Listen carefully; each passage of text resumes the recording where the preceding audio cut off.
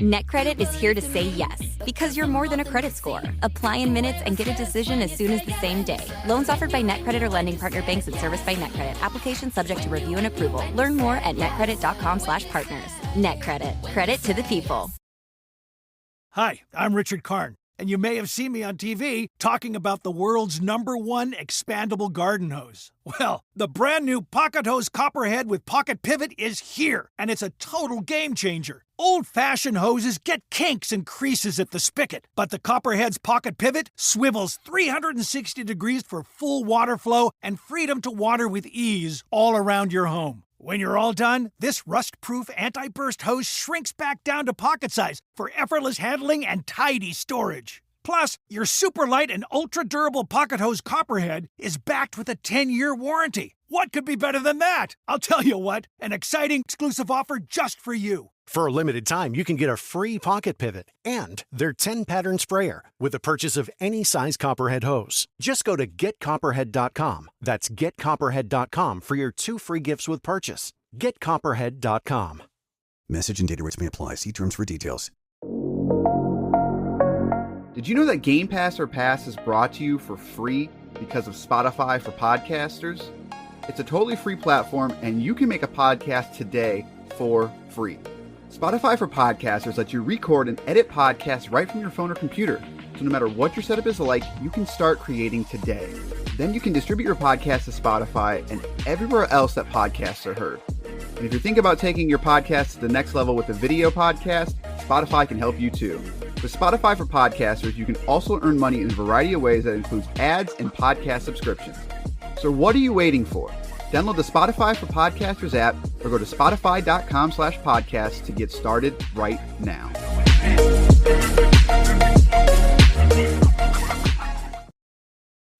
It is now time for the edition of of Movie Pass or Pass, the podcast where we watch movies and then we talk about them. We don't have a fancy intro on this one simply because this is an experimental show. This is a bonus show of a time in our lives when there was something called Movie Pass. And Basher and I saw movies more than anyone should ever see.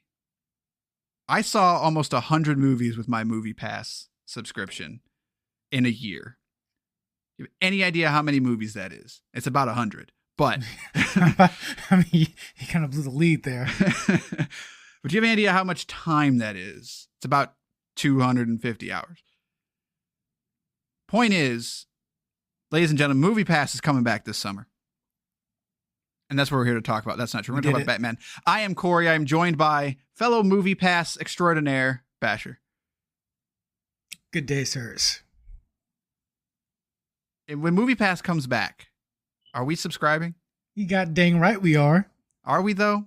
Listen, I'm a Movie Pass diehard for no reason at all. For all the wrong reasons, actually. It's going to come back as a stupid program that's not going to be very beneficial, but just because it's so dumb, I'm in. And I mean dumb in the sense that when it first came out, it was just ridiculous in terms of the value you got. Someone now has readjusted that value, so it won't be nearly as great. But just the premise alone seems crazy to me. But crazy in a good way. Like, why hasn't this been done 10 years ago? Oh, I mean, and what's funny is like the history, like that 6 to 12 months of Movie Pass at peak was a magical time. like it truly was, because you would see stories of people using their Movie Pass card just to go to the bathroom, because I guess like in like New York and all these places, like I guess public restrooms aren't a thing. Is that true? Like you have to be a paying customer. So people would just like say they're going to see a movie and just swipe their Movie Pass card, which movies are in New York are far more expensive. A movie here is like $5 to $7. That's, if it's a new movie, it's like $9. There it's like $20.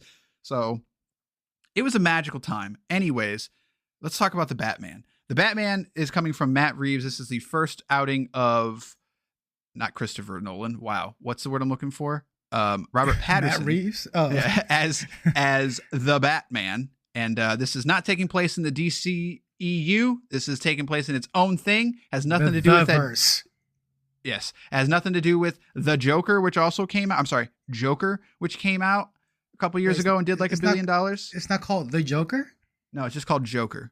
Oh, my the verse has been ruined. Yeah, well, you got one movie in, and so I'm being facetious a little bit. Like, I think this whole DC cinematic universe thing is a mess. I think I'm not alone in that. But the Batman was something that a lot of people were looking forward to. I have never really been sold by the trailers. Obviously, the Robert Patterson casting was a very controversial one. I'm a fan of him as an actor, but I was still not super into it. So I went into this one very middle road. I was like, I hope it's good, but the trailers weren't doing anything for me. So how are you feeling before you went into The Batman? I was optimistic about Patterson. People forget Batman on screen is always played by someone who you would not expect. For sure. I mean, the first what was he first known for? Was it like Twilight? No. I'm sorry. In Batman '89, the actor, I forgot his name. Keaton? Michael Keaton. Yeah, Keaton was known for Mr. Dad, I want to say. Right. Like before he was Batman, and then you had George Clooney, who was ER, like Val Kilmer. Val Kilmer, like no one who played Batman, including Ben Affleck, who I thought was a pretty good Batman on screen, in terms of his physicality anyway.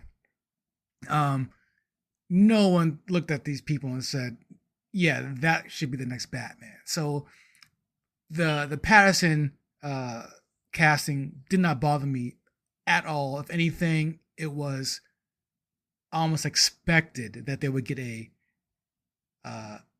Patterson or Radcliffe or someone that from something that you're just like, really, that guy? So I went. What didn't sell me was the premise that the film, like the press tour premise, that's the part that didn't sell me. The trailers were just fine. They didn't hype me. They didn't de-hype me. They were just fine. I was cautiously optimistic. The thing that tipped me down to de-hyping was the press tour. They kept hyping this up as a specific kind of Batman, specific kind of movie, and that got me wary. The trailers for me always just like, it seemed like an overcorrection in many ways, because a lot of people were not happy with Batflick. I understand why. I am a Snyder fan. Maybe if we ever get Movie Pass or Pass fully off the ground, I think we have to do a Snyder cast at some point, just because I'm okay with that. He made 2 good movies. We have already talked off air many hours about Zack Snyder, so maybe once we have to do it on air. I enjoyed those. I enjoy the Snyderverse kind of thing, but I understand why people didn't. But to me, the trailers almost seemed like an overcorrection of just like, this has got to be so freaking dark and edgy that because Affleck was just so not that. And I was like, I don't know, maybe, but I think he was, though. It was supposed to be. He was supposed to be, right. And so, but honestly, like, it was the Batmobile is what really unsold me from the trailers. Like, I was just like, I don't really like that. I don't like how it's basically a Mustang with a rear mounted engine. Like, I just don't get the. It was kind of sexy. It was a bit sexy. It doesn't look bad. It just didn't scream Batman to me. There's just something about it that, like, just because it's dark doesn't mean it's Batman. So that's why. And then the Riddler in all the trailers, I was just like, man, like, this just seems like more like a horror movie at times, which is fine. Like, I'm not saying that's bad. It's just, it wasn't doing anything for me. So again, that's just the trailers though. So we've seen it. We've seen the Batman. How did you feel walking out of the Batman? I felt really good about. I'm sorry, Batman. really quick. Spoilers. We will be having, this is fully open discussion. So if you don't want that, somehow you haven't seen this film yet. Yeah, just warning. So yes, spoilers will be here. So continue. Sorry. So full spoilers. Bruce Wayne is Batman, just so you guys know. I can't believe they did that. I just listen. It was a real turn your head moment. Like I was like, whoa, really subverted my expectations. Like it was crazy. Okay, Ryan Johnson. That reveal rather. I walked out feeling very good about that reveal. Yes. I see what we did there. I felt really good about it. Really did. It reminded me a lot of I felt good about it in the same way that I felt good about the Nolan films, the first two. In the sense that they're good films first to me. They don't like I would say like to anybody if you take the Dark Knight and remove the character of the Batman and remove the character of the Joker and replace them with any cop and crazy person, it's still a overly effective film. I would say this almost is this. I get the same vibe here, where this is my kind of movie. It's very slow. It's very methodical. It takes its time for all the good and bad reasons. Going into this movie, my biggest complaint was probably the 3-hour mark. I knew for a fact going in at 3 hours, they're going to spend a lot of time with this movie, and yet still cut short a lot of other things that need that aren't fleshed out, and that's exactly what ended up happening. So the biggest thing that I liked about it is also one of my biggest criticisms. Like it took its time. It was super slow, super methodical, but at the same time, there's a lot of things you could have told. There's a lot of plot points you could have fleshed out during this 3-hour mark that you just kind of did not. I walked out of it very very middle of the road, and for very similar reasons of the 3-hour runtime. I'm gonna make a bold prediction right now, and I'm gonna say that this movie in 10 years, looking back, I think people are going to turn on this movie. Very similar to how people have turned on other superhero movies, like the original Spider-Man. Like the original Spider-Man now, a lot of people don't like it. Toby? You know, yeah, the original Spider-Man gets a lot of hate now. Like, get out of here. I sort of agree with them in some ways, but that's a different podcast for a different time. I think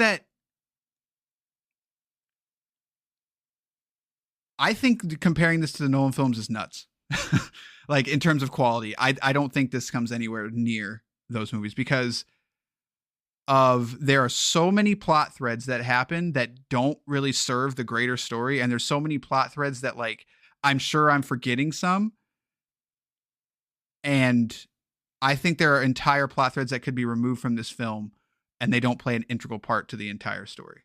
The overall narrative of this Batman, of him being a second year Batman and still trying to figure things out, does not excuse some of the absolutely boneheaded decisions that he makes. And there are very clear moments as I don't even really understand what happened some of the time. And there's two moments in particular that stick out to me. The first one is at one point he's chasing down the Penguin and Commissioner Gordon just shows up for some reason at the end too. Like he just, like, they catch the Penguin, and then they were talking about some clue that the Riddler left behind. And then the Penguin's like, it's supposed to be L or something. Like, do you remember the scene I'm talking about? Yes, exactly. It's the Umbrella Implata, the pink, the bird with wings or something. Right. What? Like, what are you like? There's this big, long, drawn-out scene to get to the Penguin, and the big reveal is that they weren't looking at it as a Spanish conjugation. Like, no, conjugation. That's not the word I'm looking for. What's the word I'm looking for? Is it conjugation? Sure. I don't remember. Not sure. But a Spanish, like, they didn't think about it in Spanish. Like, this is the world's greatest detective, and like that's what we're going with. Like, there's just a lot of stuff like that. I'm just like, what? Like, I don't, what was the point of this? Like, and I don't think I'm crazy here. Like, I genuinely think that entire thing with the Penguin was utterly pointless.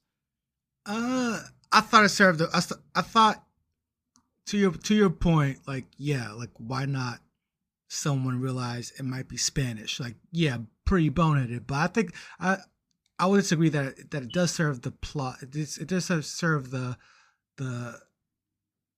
it went out of his way rather to serve the plot point of it's not the Penguin that they're looking for. Yeah, and fair. And but that whole thing goes, then to me that says that the Penguin is like, this was a setup for that stupid Penguin TV show. Like, that whole plot line exists to set up this TV show, which I guess is fine, but I mean, I feel think like it the pulls character, from the narrative. I think the character itself.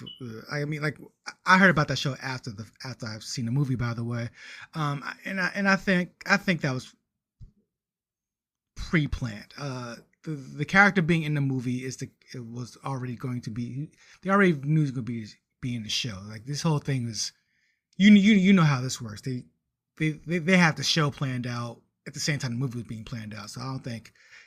I didn't feel like it was shoehorned in. I like the Penguin's character in general, and that's I agree. Yeah. Even that scene, like, as forced as it was to make,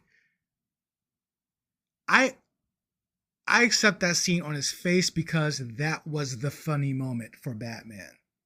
That was the comedic scene for Batman. For the movie, really.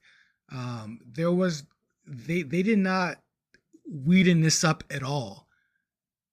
The only really lighthearted moment that I could remember that you can get a chuckle out of was that scene. And it was almost as if you're so smart, like you're so smart, like you're overthinking it type of thing. And then they just kind of leave him there, and him and Gordon have this back and forth banter that I think was humorous. So,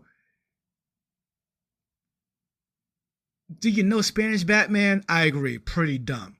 But at the same time, I think the scene serves its purpose.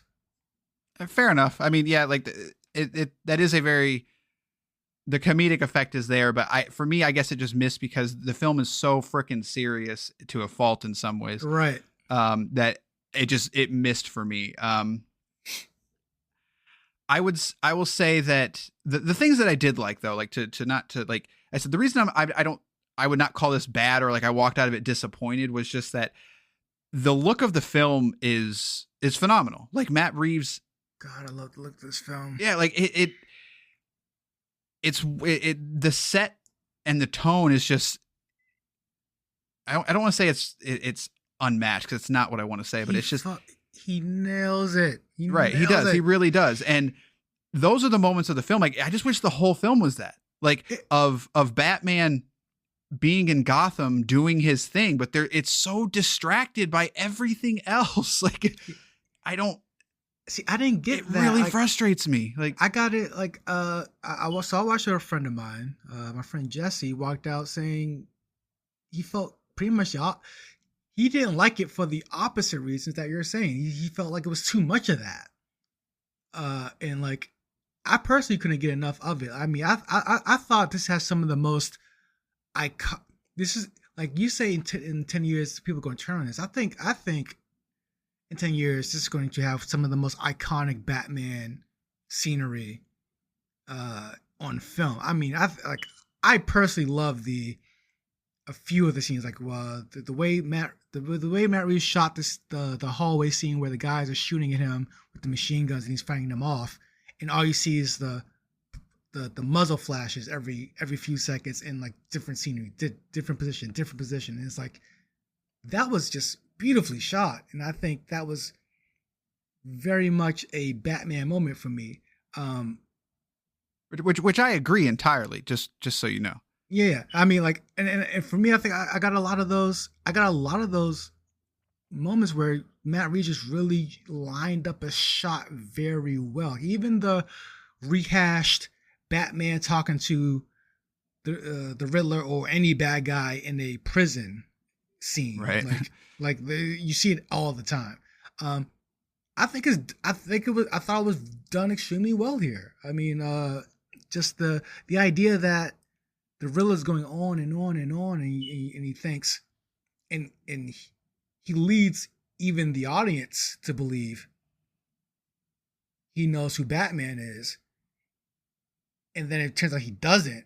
It's like it was a nice moment, and then on top of that, the idea that Batman is face to face with another crazy person, telling him he's a crazy person as well, is like having to fight that off.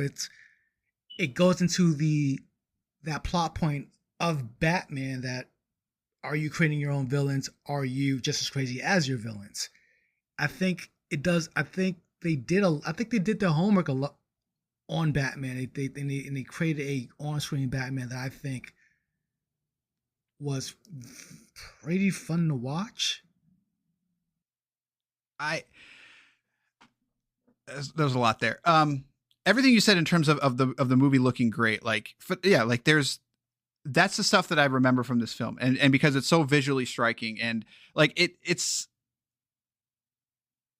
when he finally first shows up, like he really nailed the Batman in the shadows, like of how he strikes fear. Like they did a little bit of that in the Nolan films and stuff like that, but they never really leaned into it, and that's fine. Like I'm not saying that's a bad thing for that those films didn't, but they really leaned into it here, and it shows in a very positive way. But I wonder if there's just a difference of education here, of just like, I know Batman very moderately. Like I am not a Batman connoisseur. You know, I've seen all the films and stuff, and I watched it as a kid, but I'm not a comic book fan, or I'm a comic book fan, but I have not read the Batman comics and stuff. So like all that stuff is really cool, and that's the stuff that I want to see. But then it's so jarring because like you talked about the Riddler stuff, and the Riddler stuff is good. However, it all sort of just happens at the end of the film. Like there's so much build up to these moments with the Riddler, who's supposed to be the central villain. But there's also this story going on with Catwoman and Falcone and Penguin that like I think doesn't serve the plot at all. The best parts of these films is when Batman is sort of being Batman, and not just like this guy in a church with that stares at a bomb, or is staring at a piece of paper in the Riddler's apartment while everyone else is kind of standing around him. Like there's just so many moments I love that scene though. That's what I'm saying. Like, I think there's an education thing here that's different, because to me, like, I know that Batman's a detective, but I don't ever get in this film that he's a good detective ever. Like he's a terrible detective. Like, and he literally stares at bombs while it explodes in his face. And I just don't, there's something missing here that I just don't, I don't get it. Like, how is he a good detective? I don't get it. So let me give my interpretation of what I saw, I guess. My point of view, rather.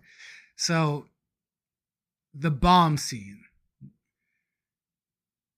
to me, well, let's take it back even further. So in terms of the education point, Batman, I knew this kind of was going to happen, just overall with people. Batman is much like Spider-Man, and almost only like Spider-Man in terms of comic book heroes, whereas superheroes, where everyone can say, I love Spider-Man, I love Batman, and almost each person can be talking about a very specific Spider-Man or Batman. You have people who can say, I love Spider-Man, but only talk about college Peter Parker, or adult Peter Parker, or married Peter Parker. Like he has his eras as well as Batman does. So when you're making a Batman movie, kind of, I think some of the worst attempts you can make is when you're trying to do an amalgam of Batman across the generations, where you should just kind of focus on a certain particular Batman, which I think this movie did well. It focuses on a early Batman that is really bullheaded, brutish, and doesn't yet understand. He's so caught up in his own idea of vengeance, which got corny a bit at the end, but he's so caught up in his idea of having to be mean, having to be vengeful, having to the negative emotion that he in turns does not value his own life. And that shows in the way he handles himself throughout the fights, throughout the what do you call it, the acrobatics, also the bomb scene. Like, he doesn't really care about he doesn't care about being the hero or saving Gotham at that moment. He doesn't care about his own life. He cares about vengeance and the truth. So taking the bomb in the face, to me, was in character for that Batman, as dumb as it was, because this Batman is bullheaded. Right, but that completely contradicts the whole Wayne family thing. Like, he doesn't care about Wayne thing, like, in this movie until the end. Right, like, but that's what I'm saying. Like, through. It contradicts. Like, I don't. This movie goes in so many directions that I'm having a little bit of trouble of, like, kind of remembering what takes place when, which obviously is important. Like, I'm not trying to say, like, that's, you know, like, oh, it's not the movie's fault that I don't remember parts of it. It's 3 hours long. It happens. Yeah. So, but I like that whole storyline. One thing I will say is the Alfred stuff is bad. Alfred's bad. Yeah, like that stuff is really bad, and it's just bad filmmaking in terms of, like, it's a plot point that sort of starts, you don't really understand it, and then it ends as soon as it starts. It's really strange. Of just like 3 hours long. You don't have time to you have to have Alfred thing. Yeah, you have to have Alfred, but that whole thing of just like, my dad didn't care about me, and he's like, well, no, he really did. Okay, like like I guess my dad did care about me, kind of thing. Like, it was just like, whatever. But it sort of contradicts that. Like, this is one of the few times that where I didn't need an origin story, but I needed more.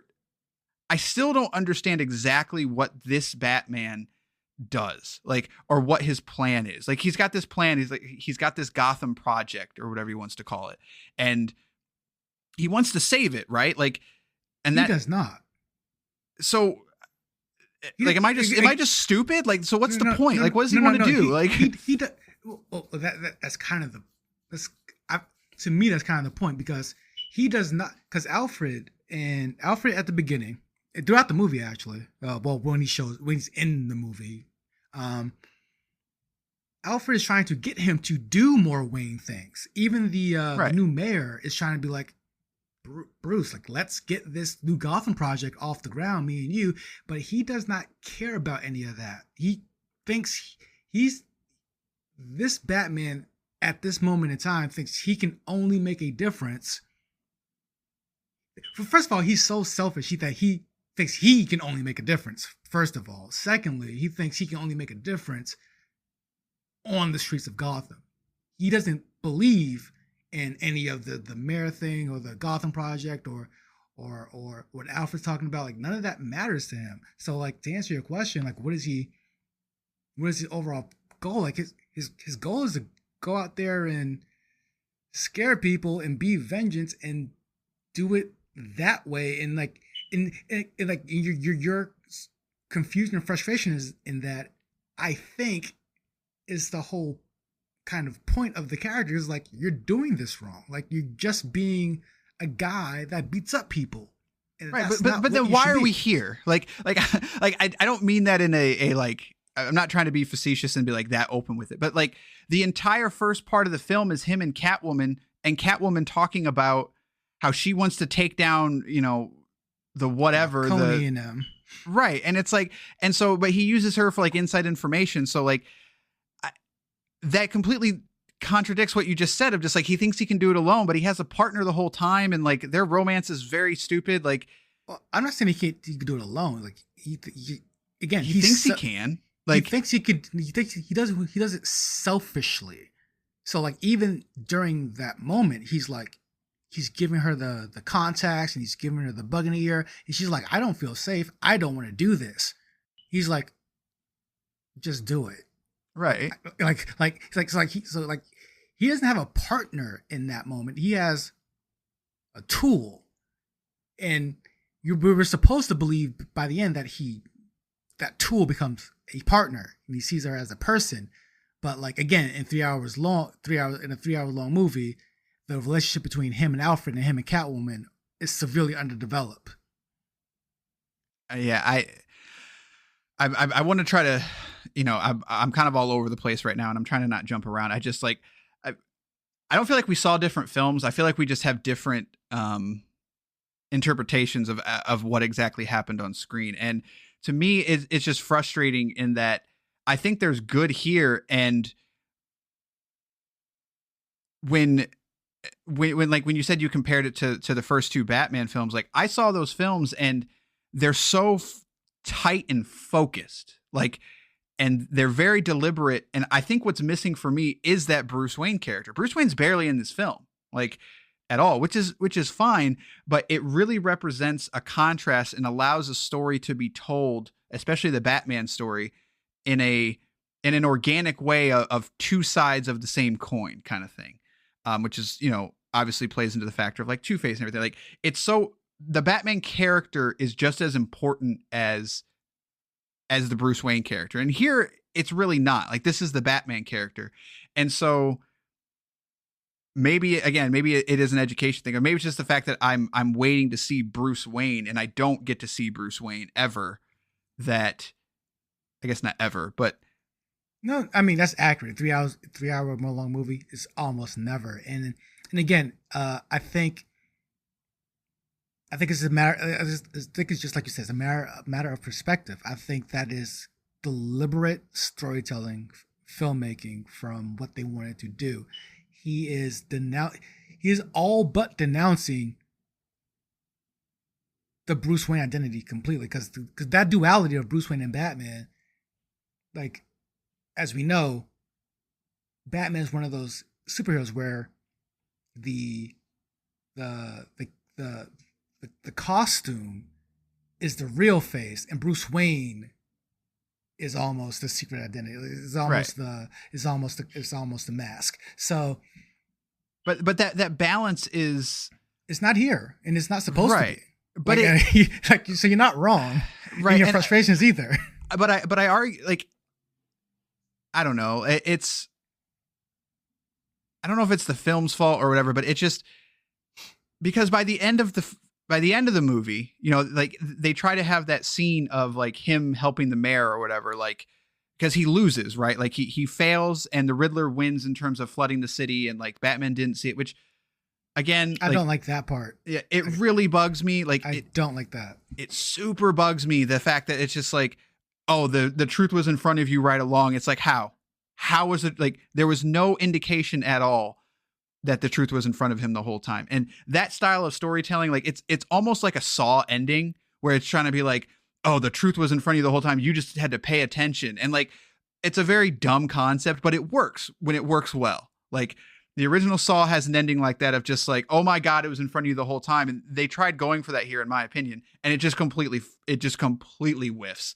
And so like, I was just like, okay, fine. And then it's like, so by the end of the film, he sort of seems like it realizes that for him to help the city or whatever, help himself, whatever, he can't do it alone. He's going to have to work with everyone. And it's almost like a freaking duh moment to me. It's just like, well, of course, like you're Bruce freaking Wayne. Like I don't, but so I think we're arguing from point of view of we've had 30 years of Bruce Wayne. So fair, yeah. So like if you're looking at this from if you're just, let's say hypothetically you lived under a rock your entire life, you have no idea who Batman is, you get to learn who Bruce Wayne is in along these next few movies, because this is very much a coming of age tale in the sense that he, like you said at the end, he realizes, or he should be realizing, you need Bruce Wayne. Like, you can't do this just as Batman. When when you say he needs other people, he needs help, of course he needs the mayor, of course he needs people of Gotham, but to me, when you say that, I think, and you need Bruce Wayne, because you left him, because a lot of this stuff, so you could have saved, you could have helped just by being there at the meetings and being at the board meetings and helping people in that way. But all you wanted to do was beat up mobsters. So like it's definitely a very early like I look at it like, because the comic accurate story with Batman is Bruce Wayne actually leaves Gotham for an extended period of time, comes back, and then focuses on being Batman, then has to learn politics as Bruce Wayne. I think this is something that they're going for, where he needs to learn how to be Bruce Wayne, because I agree with you, without Bruce Wayne, you get an ineffective Batman. And which is kind of what he was for a portion of this movie, where he's kind of ineffective. And it's like, if you had the duality there, you probably could have been more effective. But that's fair. Like that, I don't want to try to like frame this from the aspect of like, well, what I would have done, because I'm not a filmmaker. But it just not seeing Bruce Wayne more. But like you said, like they very softly like hint at it that he's a bad rich guy, in the funeral scene. And because he shows up and like you said, the mayor's like, hey, like, let's talk and let's do this. And he's just like, I want nothing to do with it. But I have no connection to this character yet, because they didn't do an origin story, which is fine. Like, you don't always have to do an origin story, but not ever seeing Bruce Wayne fail, or not seeing why he's actually upset. Like, because there's also the whole storyline of how his family and his father, they did the whole, he was actually a bad guy kind of thing. Like, he wasn't the Joker or anything, but he was a politician at heart. But he never knew that until that moment. So it's like, I don't understand why he left. Like, why did he leave? Why doesn't he want to help, kind of thing? And that's not there. And that's such a crucial part to the Batman story, I feel like. And for them to sort of skip over that entirely and go with this Catwoman story and this Penguin side story. Yeah. I'm just like, it's very hard for me to get behind this character at this point and truly understand his motivations, other than the fact that he's Batman. And I know who Batman is, and it's almost relying on that. Exactly. That's exactly the case. Yeah, I agree. Which even though I know it's Batman, I still need that. I need the Batman Begins. Like, I need that. I need to understand this Batman at the beginning of the film, not at the end of the film. I need to understand his motivations, because even at the end of the film, now that I understand that he was, I don't want to say angsty, but angsty's a pretty on point. This Batman. Yeah, like he's so Twilight Batman. Don't hate me. What was I going to say? That it just, I don't know. It just didn't work for me. That style of storytelling just didn't work for me, which is strange, because like he did the same thing in that second Planet of the Apes movie. And I really like that movie. Like it's a very strong movie. Granted, it's a lot of characters and not just one kind of thing, but whatever. Another property where he went into it thinking, well, you know this already, so I can just... Right. But I think he just did, but they still had the origin story. Like Planet of the Apes was a very good, like that first film is very different than the other two. Like very, very different. And in a good way. Like, I almost feel like this needs that of, I needed to see why this Batman is just so I'm surprised they didn't sad. I'm surprised they didn't do the flashback of not the parents being murdered, but rather the plot point of the of his dad saving Falcone's life. I'm surprised they didn't do the flashbacks into that. Right. And they just said it. Right. That whole Falcone thing was really like, kind of came out of nowhere, and there's a lot of exposition that's just sort of dumped in like a couple paragraphs. I'm like, and then they like could have delivered that a lot better. Yeah, it all fit in, but they could have delivered it a whole lot better. Right. You're about to say something, and you said about the book. Oh no, I'm sorry. Just because this story I feel like is loosely based on plot points of The Long Halloween.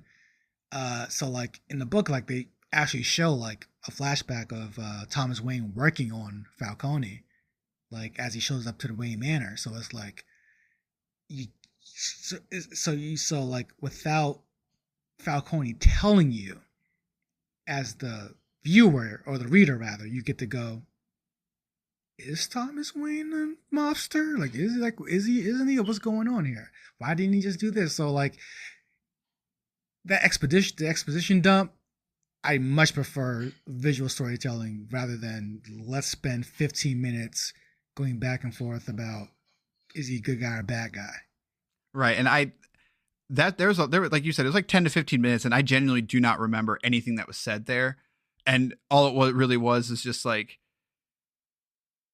are rich and politicians bad people? I don't know. Maybe you're the bad guy. Like, okay, like whatever. Oh, by the way, I'm also Catwoman's dad, and it's like, yeah. I mean, okay. Again, that's all like comic book accurate stuff, but it's just thrown in there, right? And the thing is, like, it's not even just thrown in there. It's a good plot point, but it's a good plot point. It would be a good plot point if it had more Catwoman weight behind it. Like, as you said before, Catwoman's in this movie, and then she's out. Like, she just drives off. Like, it's right. Like she's just done. Like, after doing hardly anything, and it's like, but that's Falcone's daughter, though. Like, this is big news. Right, like, and I have no idea why that matters in the slightest. Like, in this particular story, it really doesn't. Like, right. But, like yeah. but again, it would if we got to know Catwoman. I think. Sure. I guess I would have to see how that works, but I think you would care more. I don't think it would right. matter to the plot, but you would care more that, oh, now I get why she might be like this or that. Whereas, like, the way it was presented, it was kind of like Catwoman's important because of this. Okay. And then this just drives off on a motorcycle. Yeah, I don't.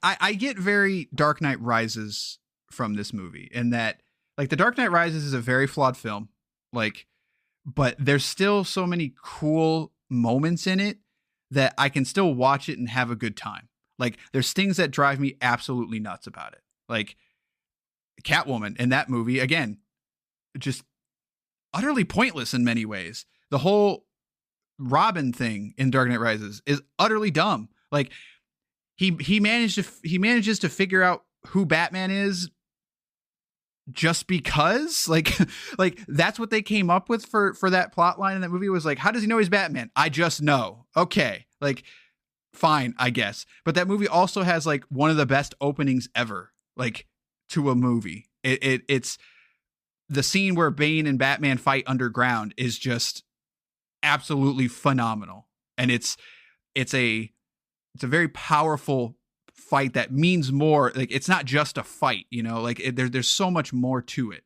And I feel like that with this film, but then, like, whenever people start talking and you start losing focus on the main plot, which should just be Batman and Gotham and this villain, which is where The Dark Knight just shines entirely. It's just like, it's so focused and tight, and it plays on the strengths of those characters. And I feel like there's too much going on. None of the characters really have a chance to breathe. I think there was, like, Riddler ends up being like basically Jigsaw, which I don't think is great. I think I liked it when it was just him, but then, like, it turns into, like, he's kind of like a cult leader in a weird way, and which is kind of funny considering that's how, like, Saw was originally supposed to end, and it didn't end that way, but whatever. I don't know. I came out of it just, like, again, I'm not mad at it.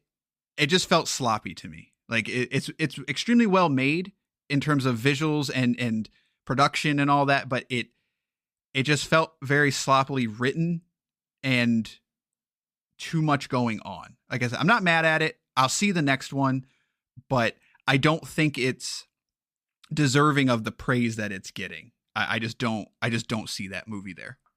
Yeah, I'm leaning the other way. The slot, like the converging plot points in the moving narrative, I think all serves in a positive note for the movie. I think it was purposefully done.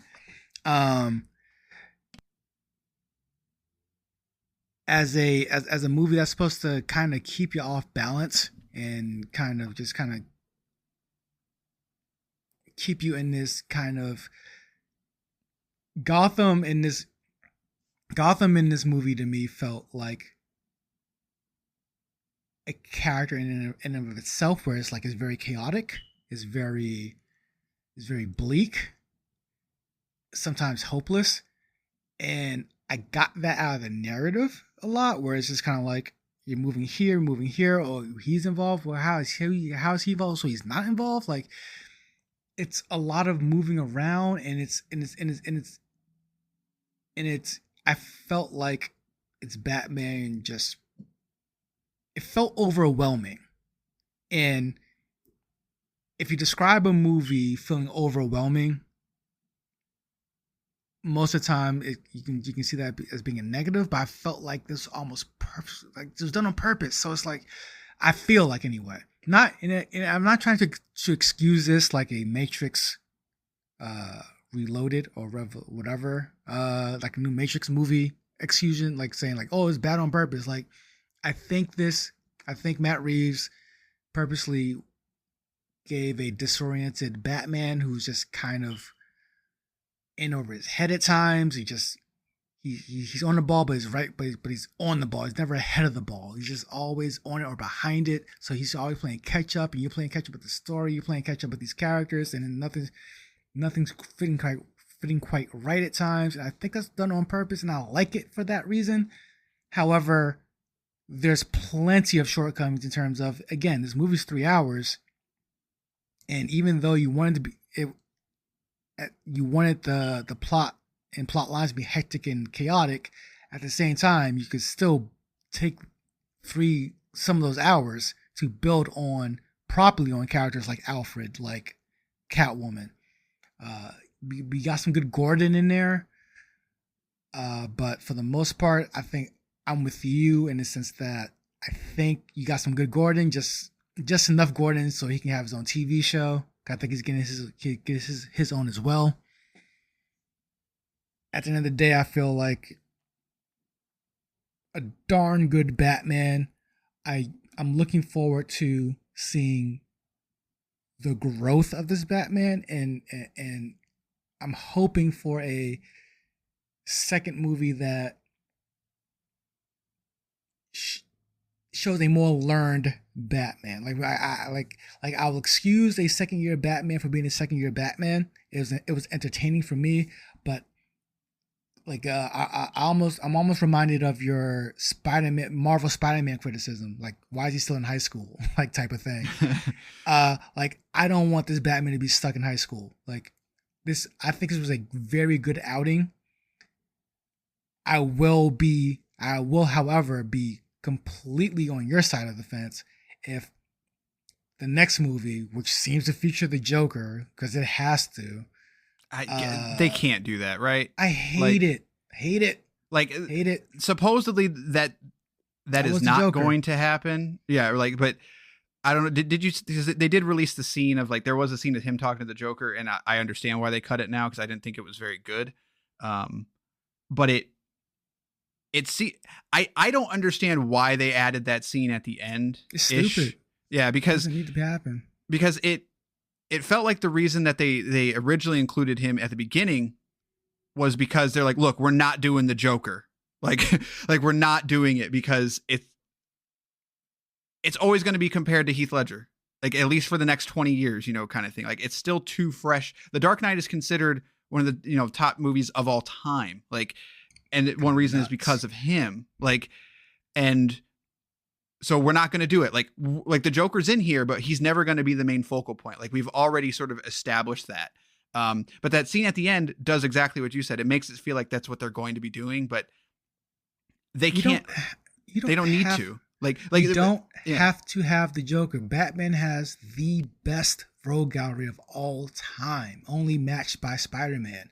You're not getting any better than Bat. Like, you can do so many characters, so many characters. Like, I mean, to be honest with you, I'm kind of disappointed they even did the Riddler.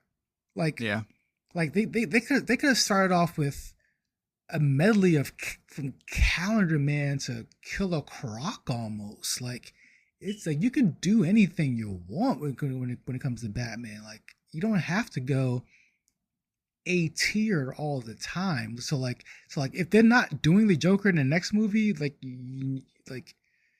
they're doing Two-Face. It's gonna be someone you already seen. Like, it's just gonna be. Yeah, I feel like that they might be like, depending on who they pick, they could run into a situation where one villain won't be enough, kind of thing, and that's always where it gets real dangerous real quick. I mean, granted, this movie had more than one villain, but yeah, we'll see. Like, I've seen some people saying like this has potential to be like the Batman Begins to the Dark Knight, so like the next film has the potential to be. That's my overall feeling, to be honest. See, I do not agree in the slightest. Like, there's Batman Begins, like, set up not only Bruce Wayne again, but Batman. Like it set that up entirely, and you didn't do that yet. Like, the second film was able to focus on that because the first film laid the groundwork so well, and I don't think this movie laid the groundwork nearly as clean and as well as that first film. Like, I think it tried to, I just don't think it got there. I think it did exactly what they wanted to do. I think they said we're going to focus on a young, brash Batman who doesn't understand the importance of Bruce Wayne, and then I hope to see that growth in the next one where you see him working with the mayor, you see him on the Gotham Project, you see him doing things better as Bruce Wayne, and then because we already got the Batman part, we're good. So all you gotta do is mature Batman up and give us some more Bruce Wayne. I think it's an easy problem to solve. Yeah, I agree with you. I just don't think the next film is going to be the one. I think it would be the third one. I think maybe. The last film will be the one for this one. And granted, I mean, I'm sure that's how Nolan wanted Dark Knight Rises to be, but will we ever know what the actual plans actually were if Heath Ledger didn't die? Maybe, maybe not. Was it going to always be Bane? Maybe, maybe not. Like, tough to say, but I'm sure he never intended for the Dark Knight to be the crescendo, or, the high point of the franchise. So we'll see. I mean, again, like, I know I probably came off sounding negative. Like, I did not hate the film by any means. I just thought it was okay at best and very messy. I told myself I probably would never watch it again, but I don't know. I might. Like, if I find a good deal on a 4K disc, like, I think this would be one that would be awesome to watch. I've got a really nice home theater set up. It looks and sounds so amazing. I know. I'm in. Exactly. I'm yeah. in. Like, I would watch it again in that instance. Like, I would need a reason to. And if I get a, like I said, good 4K disc, I'm a huge 4K disc person. So I'll watch it for that reason again. And who knows, maybe it'll hit better the second time. But I mean, I don't know. Part of the reason I also just really enjoy my time with it is because Marvel has been such a behemoth in terms of like what's acceptable superhero content now, and DC has been screwing up the dark, edgy stuff for so long. It just really felt refreshing to watch a movie about lack of a better word, a mature take on a superhero character that plays it on his face without quips and jokes and just absurdity. Like, it just felt like you just spent 3 hours just hanging out with Batman. It's like, all right, yeah, that's and fair. I'm just like, and it was just a breath of fresh air for me, and just like it worked in that sense. Yeah, I could see that take. Like, yeah, like it's definitely different, like from what we've got for the past 10 years kind of thing. Because like you had the Snyderverse, which was dark, but it was dark in a comic book way. Exactly. Yeah, this was very much just a dark film, and not like literally and metaphorically.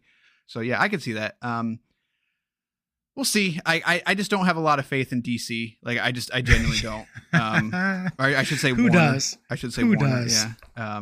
Again, and I say this as a fan. Like I like the DC movies more than a majority of the Marvel movies, honestly. Like, so I'm one of those people, but I still that I do not have faith in them in the slightest. So I know I'm very curious what they're going to do with Joker, and I don't mean the Joker in this film. I'm talking about That's what I was going to ask you. Like, Yeah. how does this even work now? Because, I mean, in a way, I applaud them for just making good movies at this point. Like, don't worry about how it's going to intertwine or about making your Avengers movie.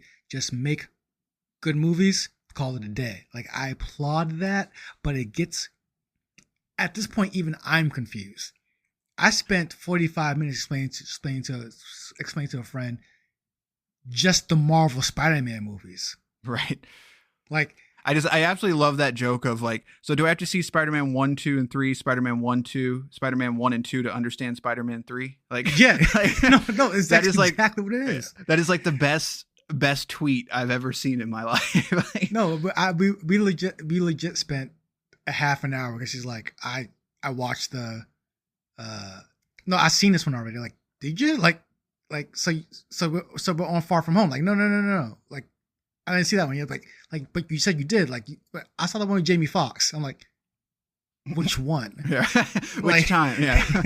So I was like, so like that. So that's definitely going to be at the top of my concern because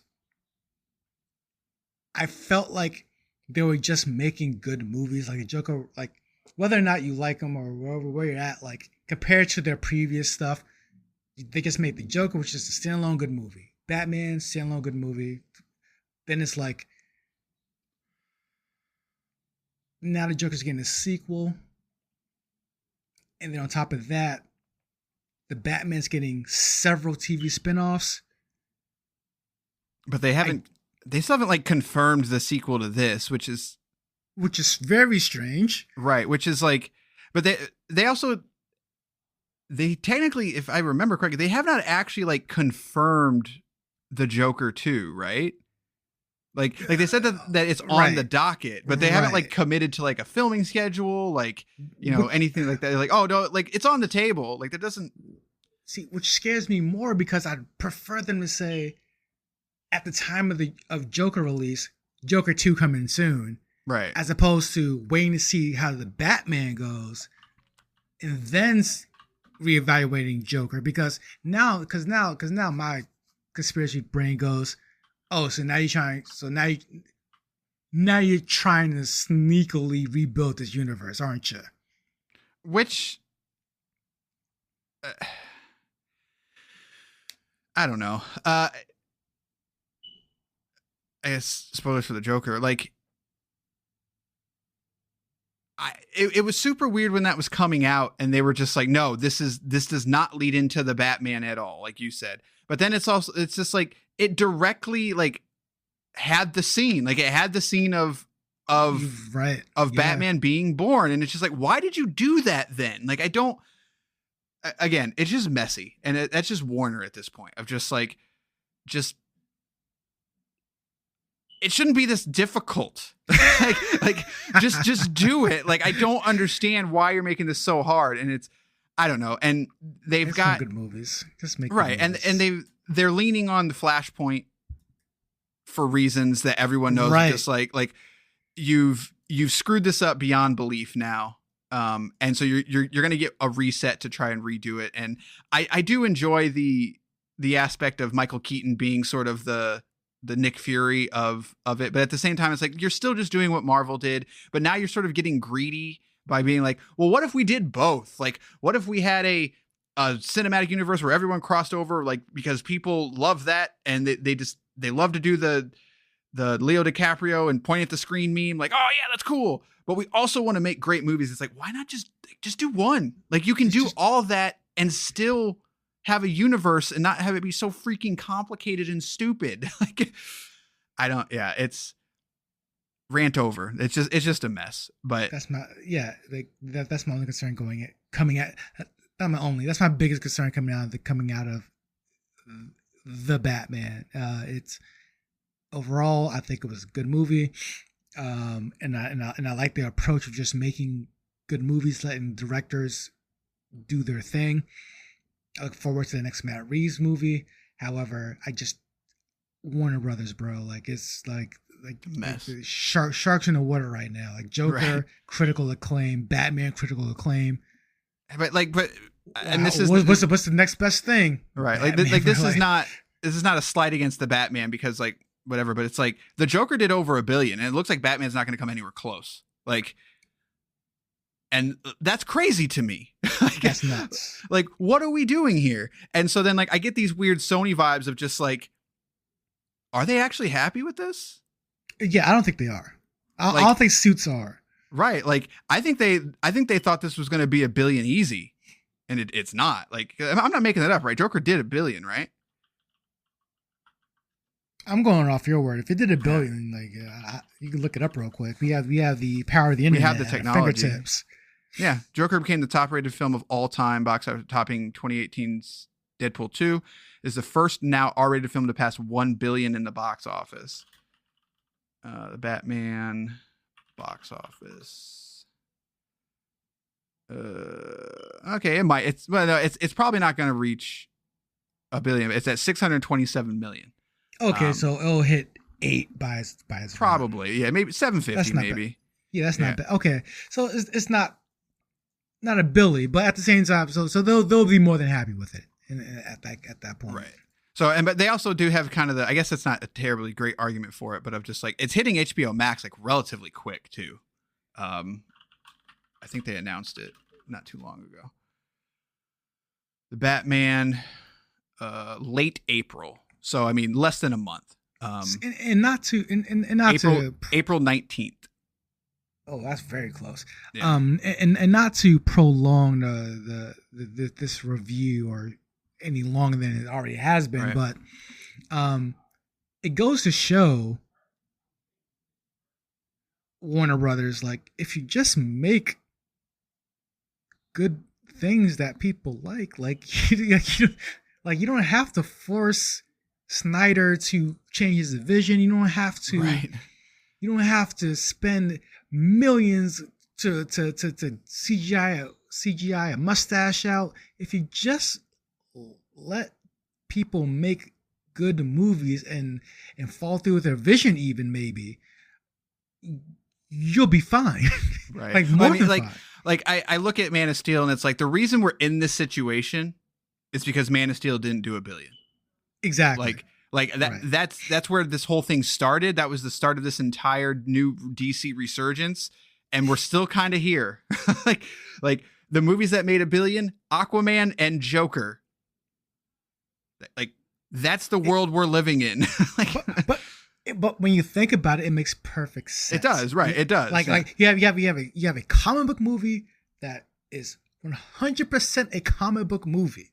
It's what Marvel does. It just makes comic book movies. Like they wear bright costumes, they do stupid stuff. It's comic books. And then on the other hand, you have the Joker, which is an extremely R-rated character, and you just said, just do the Joker.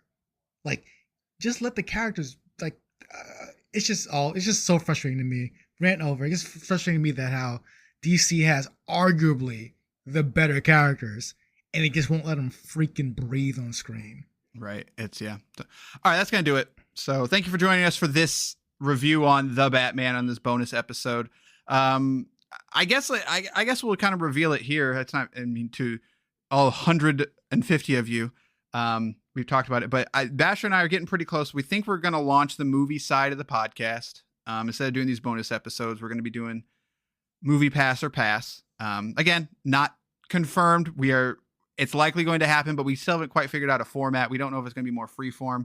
The original idea was like with Game Pass, what if we just like watched a movie because Movie Pass is coming back? Like we had talked about doing this before the Movie Pass announcement happened, and then it was almost like, oh my God, Movie Pass is coming back. We have to do it now, right? But then like as we've sort of talked it out and talked about it, it's like we don't really like to see a lot of stuff that's coming out on the Hollywood. Like we see some of the stuff, but like Morbius, not seeing that. like I'm not. I can skip that one. Yeah, like I have zero desire to see that, and like but that's what we should talk about, right? Like if we're talking about a new movie podcast, so we don't really want to do that. We like with Game Pass, we just want to play games and review them, and we want to put a spin on it. And with the Movie Pass, it's a little more difficult because it's not like there's a library. You know, the idea of Movie Pass is you could go see whatever there is. So I don't know, we'll see. But we kind of just want to talk about movies, and that's why we do these bonus episodes. But it almost makes more sense to spin it out to its own thing. So when it comes to the future, the next movie we're going to do, I have no idea. We were talking about stuff. So yeah, I mean, we may do a series. Obviously, always willing to take requests. But 574-651-9256. You got a request. Yeah, I mean, because I just don't. Because it's like you said, we just want to do the ones we want to play the games you want to play. We want to watch the movies you want to watch. So like we could definitely, I could definitely see us skipping something like a Morbius, but Sonic 2 though, already got my tickets. Are you serious? Like legitimately. I don't know if you're joking, but I'm pumped. I am super. I'm so excited. Did you see that trailer? I did. Did you see? That's a good trailer. That's a good trailer. I am pumped. I went out and bought a copy of Sonic on 4K. Just like that first Sonic movie is fine. Listen, I love it, but it's fine. Yeah, it's fine. It's a fine movie. I'm gonna watch that movie in anticipation, and it's gonna be a better movie just because of the anticipation. I'm super excited to watch Sonic the Hedgehog. Yeah. Knuckles Knuckles should have doing being Knuckles. I already know the end. We all know the end of that movie. If you know anything about Sonic, you know exactly how that movie's going to end. Still don't care. We're getting Supersonic on the screen. Does Shadow show up? Guys. Who's next? It's gotta be. No. You can't skip it. You gotta go metal first. You gotta go metal first. You can't go straight to Shadow. But they skipped Metal Sonic and went to Knuckles. You can't go straight. Robotnik has to create, unless Robotnik creates. Put them together. Have Robotnik create Shadow in some way. Huh. I could see it.